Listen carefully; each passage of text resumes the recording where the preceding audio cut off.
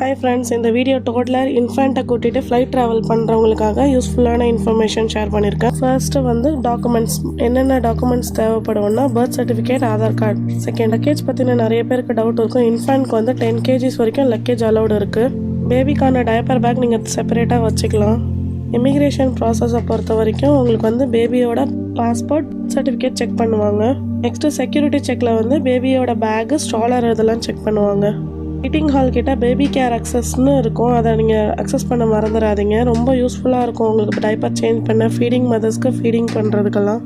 Flight take off ஆகிற டைமில் பேபிக்கு ஃபீடிங் இல்லைனா சூ பண்ணுற மாதிரி பார்த்துக்கோங்க. இதனால் ஏர் ப்ரெஷர் இல்லாமல் பேபி அழமாட்டாங்க.